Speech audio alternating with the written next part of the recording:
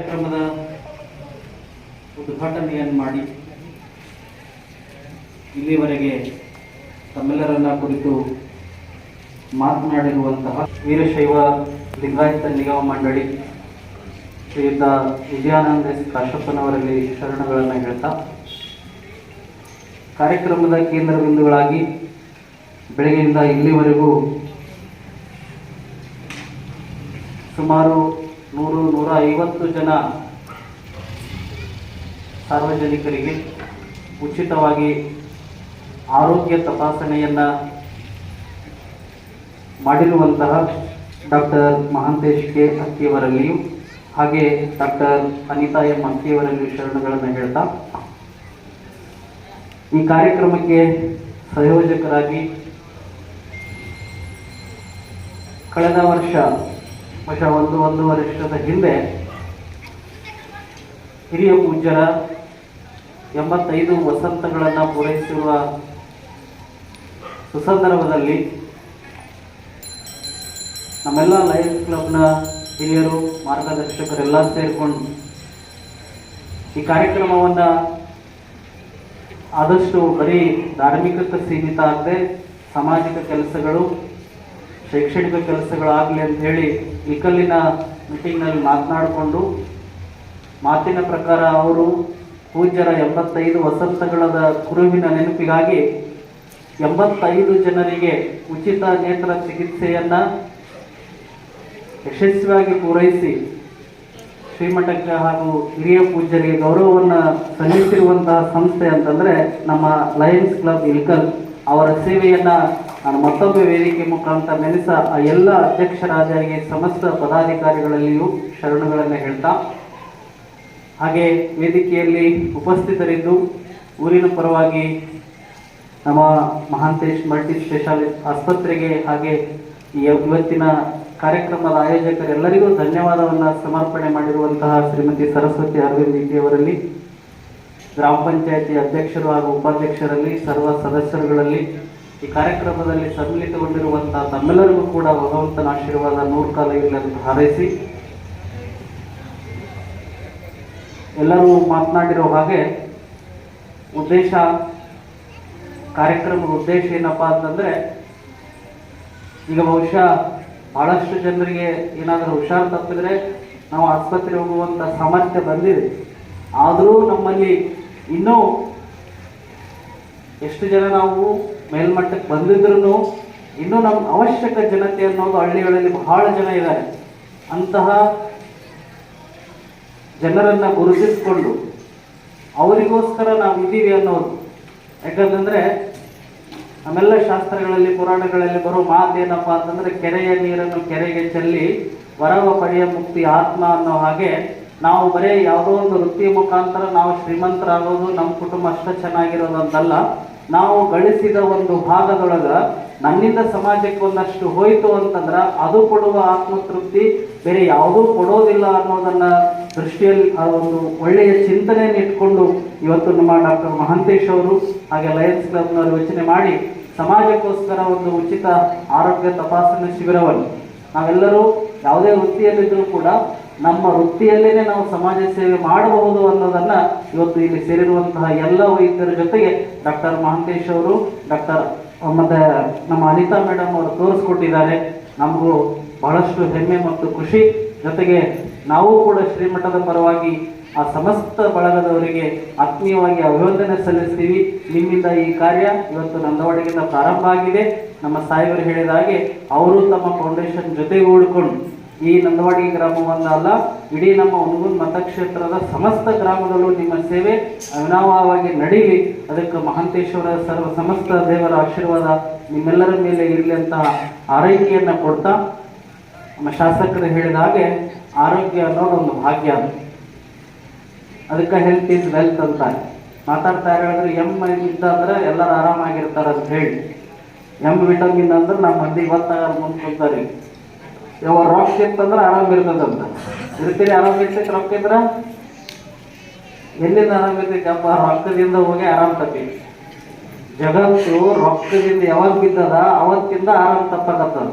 ಯಾವಾಗ ನಾವು ಬರೇ ನಮಗೊಂದಿಷ್ಟು ಹೊಟ್ಟಿಗೆ ಸಮಾಜದ ಎಲ್ಲ ಜನರ ಜೊತೆಗೆ ನಾ ಪ್ರೀತಿಯ ಮಾತುಗಳಾಗಿ ಬಾಂಧವ್ಯದಿಂದ ಯಾವಾಗ ಬದುಕ್ತಿದ್ರಲ್ಲ ಅವಾಗ ಎಲ್ಲರ ಆರೋಗ್ಯನೂ ಚೆನ್ನಾಗೇ ಇತ್ತು. ಯಾವಾಗ ಎಲ್ಲರ ಹತ್ರ ರೊಕ್ಕ ಬರಕತ್ತು, ರೊಕ್ಕ ಬಂದಾಗ ಎಲ್ಲಿ ಆರೋಗ್ಯ ತಪ್ಪಂದ್ರೆ ಹೊಟ್ಟೆಗಿರೋ ಕಿಚ್ಚು ಇದೆಯಲ್ಲ, ಅದಕ್ಕಂತೀವಿ ಹೊಟ್ಟೆ ಕಿಚ್ಚು ಅಂತ. ಆ ಕಿಚ್ಚು ಬೆಂಕಿ ಹಚ್ಚಕತ್ತ ಎಲ್ಲರಿಗೂ. ಮಕ್ಕಳ ಮನೆ 2 ಮನೆ ಕಟ್ಟಿದ ಅಂದ್ರೆ ಇವನಿಗೆ ನಿದ್ದೆ ತಪ್ತದ, ಇವನಿಗೆ ನಿದ್ದೆ ತಪ್ತಂದ್ರೆ ಆರೋಗ್ಯ ಹಾಳಾಗ್ತದೆ.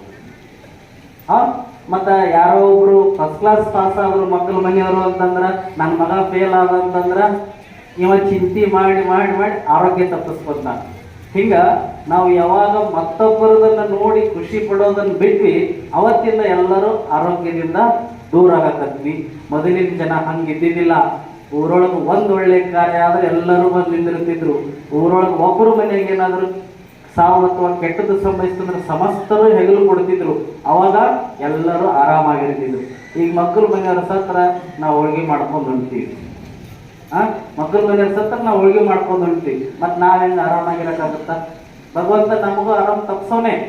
ಹಂಗಾಗಿ ನಾವು ಯೋಚನೆ ಮಾಡಬೇಕಾಗಿರೋದು ಮಾನಸಿಕ ಆರೋಗ್ಯ ಚೆನ್ನಾಗಿಟ್ಕೊಂಡ್ರೆ ದೈಹಿಕ ಆರೋಗ್ಯ ಚೆನ್ನಾಗಿರ್ಲಿಕ್ಕೆ ಸಾಧ್ಯತೆ ಇದೆ. ಯಾವಾಗ ಮನಸ್ಸಿನಿಂದ ನಾವು ಖುಷಿಯಾಗಿರ್ತೀವಿ, ದೇಹನೂ ನಮ್ಗೆ ಭಾಳಷ್ಟು ಖುಷಿಯಾಗಿರ್ಲಿಕ್ಕೆ ಸಪೋರ್ಟ್ ಮಾಡ್ತದೆ. ಆದರೂ ಆಹಾರ, ಗಾಳಿ ಮತ್ತು ನೀರು, ನಾವೆಲ್ಲ ಬೆಂಗಳೂರಲ್ಲಿರೋ ಅನೇಕ ವೈದ್ಯರ ಜೊತೆ ಚರ್ಚೆ ಮಾಡಬೇಕಾದ್ರೆ ಈ ಭಾಳ ಜನ ಮಾತಾಡ್ತೀವಿ, ಸರ್ ಏನ್ರಿ ಒಟ್ಟು ಒಂದು ಅಡುಗೆ ಚೂರು ಆಗ್ತಿದ್ದಿಲ್ಲ, ಅವನಿಗೆ ಇಂಥ ಜಡ್ಡು ಬಂತು ಅಂತ ಮಾತಾಡ್ತೀವಿ.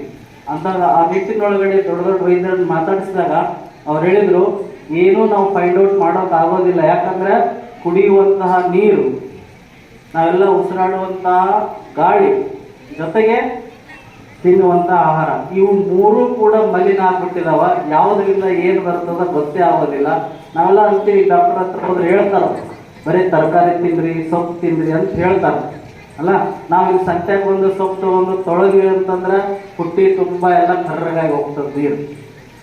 ಅಂಥ ತರಕಾರಿ ತಿಂದಾಗ ಆರೋಗ್ಯವಾಗಿರೋಕ್ಕಾಗ್ತದೆ. ಯಾಕ? ರೈತ ಆರೋಗ್ಯ ತಪ್ಪಿಸ್ಕೊಂಡ ಎಲ್ಲಿ ಮಗ್ಗಲು ಮಣ್ಣಿ ಹೊಲ್ದವ 1 ಕ್ವಿಂಟಲ್ ಬೆಳೆಯಲ್ಲಿ 4 ಕ್ವಿಂಟಲ್ ಬೆಳೆದ ಎಣ್ಣೆ ಹೊಡೋದಂದ್ರೆ ನಾನ್ಯಾಕೆ ಕುಡಿಬಾರ್ದಂತ ಇವನು ರೈತನು ಕೀಟನಾಶಕಗಳನ್ನ ಸಿಂಪಡಿಸಿ 3 ತಿಂಗಳು 4 ತಿಂಗಳು ಕೊತ್ತಂಬರಿ ಬರ್ತಿರ್ತಾವ ಹಚ್ಚಿದ್ರೆ. 3 ತಿಂಗಳು 4 ತಿಂಗಳು ಕೊತ್ತಂಬರಿ ಅದೊಂದು ಸೊಪ್ಪು ಬರಬೇಕಾದ್ರೆ ಇವತ್ತು 15 ದಿವಸದಾಗ ಇಲ್ಕಲ್ ಮಾರ್ಕೆಟ್ನಾಗ ನಿಲಾವ್ ಆಗ್ತದೆ. 1ನೇ ದಿವಸ ಬಿತ್ತಿದ್ರೆ 15 ದಿವಸಕ್ಕೆ ಕೊತ್ತಂಬರಿ ಇಷ್ಟು ಉದ್ದ ಸಿಗ್ತದೆ. ನಮ್ಗೆ ಹೆಂಗೆ ಬೆಳೀತದೆ? ಅದು ಭಗವಂತನ ಸೃಷ್ಟಿಯಿಂದ ಚಂದಾಗ ಬೆಳೆದಿದ್ರೆ ಅದು ತಿಂದ್ರೆ ನಾವು ಆರೋಗ್ಯ ಇರ್ತೀವಿ. ಇದು ಮನುಷ್ಯ ಎಣ್ಣೆ ಹೊಡೆದು ಕುತ್ತಿಗಿಸಿ ಮ್ಯಾಲೆ ಎತ್ತಿದಂಗಾಗಿರ್ತದ. ಅದನ್ನು ನಾವು ತಿಂದ್ವಿ ಅಂತಂದ್ರೆ ಮತ್ತೆ ಆರೋಗ್ಯ ಕೆಡುತ್ತದೆ. ಆ ನಿಟ್ಟಿನೊಳಗೆ ಸಾಧ್ಯವಾದಷ್ಟು ಮಟ್ಟಿಗೆ ಆಹಾರ ಮತ್ತು ಗಾಳಿ, ಕುಡಿಯುವಂತಹ ನೀರನ್ನು ಮಲಿನ ಮಾಡೋದು ನಾವೇ. ಮಲಿನ ಸೃಷ್ಟಿ ಯಾವುದನ್ನು ಮಲಿನ ಮಾಡಿಲ್ಲ. ಮನುಷ್ಯ ಎಲ್ಲವನ್ನ ತನ್ನ ಸ್ವಾರ್ಥ ಬದುಕಿಗೋಸ್ಕರ ಮಲಿನ ಮಾಡ್ಕೋತ ಹೊಂಟಿದ್ದಾನೆ. ಒಕ್ಕಲಿಗರೆಲ್ಲ ನಾವು ಹೊಲದ ಗಿಡ ಕಡಿದು, ಯಾಕೆ ಅದ್ರ ಗಿಡದ ಕೆಳಗೆ ನಾವು ವಯಸ್ಸಿನರಲ್ಲ, ನಾವು ಸಣ್ಣವರಿದ್ದಾಗ ಹೊಲಕ್ಕೆ ಹೋಗ್ಬೇಕಾದ್ರೆ ಎಳ ಮನಸ್ಸಿಗೆ ಊಟಕ್ಕೆ ಹೋದ್ವಿ ಅಂದ್ರೆ ಹೊಲ ತುಂಬ ಗಿಡ ಇರ್ತಿದ್ವು. ಯಾವ ಗಿಡದ ನೆರಳಿಗಾರ ಊಟ ಮಾಡ್ಬೋದಾಗಿತ್ತು. ಇವತ್ತು ಹೊಲಕ್ಕೆ ಹೋದ್ವಿ ಅಂದ್ರೆ ಒಂದು ಗಿಡ ಸಿಗಂಗಿಲ್ಲ. ಯಾಕ? ಅದ್ರ ಗಿಡದ ಕೆಳಗೆ 4 ಸಾಲು ಹೋಗ್ತಕ್ಕಲ್ಲ ಅಂತೇಳಿ ಗಿಡನ ಕಡಿತೀವಿ ನಾವು. ಆ 4 ಸಾಲಿನಿಂದ ನಾ ಏನು ಊರಾಗ 4 ಅಂತಸ್ತಿನ ಮನೆ ಕಟ್ಸೋದದ. ಮೊದಲಿನ ರೈತ ಹಂಗಿದ್ದಿಲ್ಲ. ಹೊಲ ಲೆವೆಲ್ ಮಾಡಕತ್ತೀವಿ, ಬುಲ್ಡೋಜರ್ ತಂದು ಹಚ್ಚಿ ಇಷ್ಟಿಷ್ಟು ಎತ್ತರ ಆಳೆತ್ತರಕ್ಕೆ ಒಡ್ಡಾಕ್ತೀವಿ. ನಾನು ಹೊಲದಾಗ ಬಿದ್ದು ನೀರು ನನ್ನ ಹೊಲದಾಗ ಇರಲಿ, ನನಗೆ ಸಾಕು ಅನಿಸಿದಾಗ ಮುಂದಿನವ್ನು ಹೊಲಕ್ಕೆ ಹೋಲಿ ಅಂತ ಅದು ಒಳಗಟ್ಟಿ ಬಾಯಿಗೆ ತಟ್ಟು ಬಿಗಿತೀವಿ ನಾವು. ನನಗೆ ಸಾಕಾದಾಗ ಮುಂದೆ ನೀರು ಬಿಡ್ತೀವಿ ನಾನು. ಮೊದಲಿನ ರೈತ ಹಂಗಿದ್ದಿಲ್ಲ. ಅವ ಹೃದಯದಿಂದ ಶ್ರೀಮಂತ ಇದ್ದ. ಹೋದ ನಂದು 2 ಎಕರೆ ಹೊಲ ಹೋಗಲಿ ಅಂತ ಹೊಲದಾಗ ಹಳ್ಳ ಹರಿದು ಹೋದ್ರೂ ಚಿಂತಿದ್ದಿಲ್ಲ ಅವನಿಗೆ. ಅವ ಆದಷ್ಟು ಬಿಟ್ಟು ಮಕ್ಕಳೆಲ್ಲ ಬಿಟ್ಟು ಬಂತಿದ್ದ, ನೀರೆಲ್ಲ ಹರಿದು ಹೋಗ್ತಿತ್ತು. ಇವತ್ತು ಎಲ್ಲವನ್ನು ನಮ್ಮ ಸ್ವಾರ್ಥ ಬದುಕಿಗೋಸ್ಕರ ನಾವು ನೀರು ನಿಂದ್ರಿಸೋದು ಮಾಡಿದ್ವಿ. ಅದರಿಂದ ಮತ್ತು ನಮ್ಮ ಹಳ್ಳ ಕೊಳ್ಳ ಬತ್ತಿದ್ವಿ. ಹಳ್ಳ ಕೊಳ್ಳ ನೋಡಿದ್ರಿಲ್ಲ, ನಮ್ಮೂರಾಗ ಕೆರೆ 75% ಜನ ಕೆರೆ ನೀರು ಕುಡಿತಾರೆ ಸರ್. 8 ತಿಂಗಳು ಕೆರೆ ನೀರು ಬಳಸಿದ್ವಿ. ಒಣಗಿ ಹೋಗಿತ್ತು ಕೆರೆ. ಮುಂದೆ ಯೋಚನೆ ಮಾಡಿದ್ವಿ ಬೇಸಿಗೆ ಹೆಂಗೆ ನೀರು ಅಂತೇಳಿ. 8 ತಿಂಗಳಿದ್ದು ಮೊನ್ನೆ 8 ತಾಸಿಗೆ ತುಂಬಿರ್ತೇವೆ ಅಲ್ಲ. ಹುಟ್ಟಿದ ಶಿವ ಫುಲ್ ಮೇಯ್ಸಂಗಿಲ್ಲ ಅನ್ನೋದಕ್ಕೆ ಅವ ಭಗವಂತ ಒಂದಿಷ್ಟು ಕಣ್ಣು ಬಿಟ್ಟ ಅಂತಂದ್ರೆ ಪ್ರಕೃತಿ ಎಲ್ಲವೂ ಸಂಪನ್ನವಾಗಿರುತ್ತದೆ. ಅದನ್ನು ಉಳಿಸಿಕೊಂಡು ಅದನ್ನು ಕಾಪಾಡಿಕೊಂಡು ಹೋಗುವಂಥ ಜವಾಬ್ದಾರಿ ಸಮಸ್ತ ಮನುಕುಲಕ್ಕೆ ಇದೆ. ಆ ನಿಟ್ಟಿನೊಳಗಡೆ ಆರೋಗ್ಯ ಅನ್ನೋದು ಕೂಡ ಒಂದು ಭಾಗ್ಯ, ಅದೇ ಸಂಪತ್ತು. ಸಂಪತ್ತಿನ ಬೆನ್ನತ್ತಿ ನಾವು ಆರೋಗ್ಯ ಹಾಳು ಮಾಡ್ಕೊಳ್ಳೋದು ಬೇಡ. ಆರೋಗ್ಯನೇ ಒಂದು ಸಂಪತ್ತಾಗಿ ನಾವು ಪ್ರೀತಿ ಮಾಡಕತ್ವಿ ಅಂದ್ರೆ ನಮ್ಮಷ್ಟು ಖುಷಿಯಾಗಿ ಯಾರೂ ಇರೋದಿಲ್ಲ. ಆ ಒಂದು ಖುಷಿಯನ್ನ ಇವತ್ತು ಮಹಾಂತೇಶ್ ಮಲ್ಟಿ ಸ್ಪೆಷಾಲಿಟಿ ಆಸ್ಪತ್ರೆಯವರು, ಲಯನ್ಸ್ ಕ್ಲಬ್ನವರು, ಜೊತೆಗೆ ನಮ್ಮ ಗ್ರಾಮ ಪಂಚಾಯಿತಿಯ ಸಮಸ್ತ ಅಧ್ಯಕ್ಷರಾದಿಯಾಗಿ ಸದಸ್ಯರುಗಳು, ಜೊತೆಗೆ ಸಿಬ್ಬಂದಿ ವರ್ಗದವರು, ಅವರೆಲ್ಲರೂ ಕೂಡ ನಮ್ಮ ಊರಿನ ಎಲ್ಲ ಜನರ ಜೊತೆಗೆ ಅಕ್ಕಪಕ್ಕದ 2-3 ಗ್ರಾಮಗಳವರು ಸಮೇತ ಇಲ್ಲಿ ತೋರಿಸ್ಕೊಂಡು ಹೋದ್ರು ಅಂತ ಹೇಳಿ ಡಾಕ್ಟರ್ ಮಹಂತೇಶ್ ಶೆಟ್ಟಿ ಅವರು ತಿಳಿಸಿದ್ದಾರೆ. ಮುಂದಿನ ದಿನಗಳಲ್ಲಿ ಅವರೇ ತಿಳಿಸಿದ ಹಾಗೆ ಹೌದು ಅವ್ರು ಮೊದಲೇ ಕೇಳಿದ್ರು, ನಾವು ಕೂಡ ಆ ಕಾರ್ಯಕ್ರಮವನ್ನು ಬೇಗನೆ ಮಾಡಿಕೊಡಬೇಕಾಗಿತ್ತು. ನಮ್ಮಿಂದನೂ ಕೂಡ ತಡ ಆಗಿದೆ. ಶೀಘ್ರದಲ್ಲಿನೇ ಶ್ರೀಮಠದ ಜಾತ್ರಾ ಮಹೋತ್ಸವದ ನಿಮಿತ್ತವಾಗಿ ಪುರಾಣ ಕಾರ್ಯಕ್ರಮ ಆರಂಭ ಆಗ್ತದೆ ನವೆಂಬರ್ ತಿಂಗಳಲ್ಲಿ. ಆ ಒಂದು 9 ದಿನಗಳ ಕಾರ್ಯಕ್ರಮದ ಅವಧಿ ಒಳಗಡೆ ತಮ್ಮಿಂದ ಮತ್ತೊಮ್ಮೆ ನಾವು ಆರೋಗ್ಯ ತಪಾಸಣೆ, ಉಚಿತವಾದ ಆರೋಗ್ಯ ತಪಾಸಣಾ ಶಿಬಿರವನ್ನು ಶ್ರೀಮಠದ ಮೂಲಕ ಮತ್ತೊಮ್ಮೆ ಏರ್ಪಡಿಸಿ ತಾವೆಲ್ಲರೂ ಆಗಮಿಸಿ ಕಾರ್ಯಕ್ರಮವನ್ನು ಯಶಸ್ವಿ ಮಾಡಿಕೊಡ್ಬೇಕು ಅಂತ ಈ ಮೂಲಕ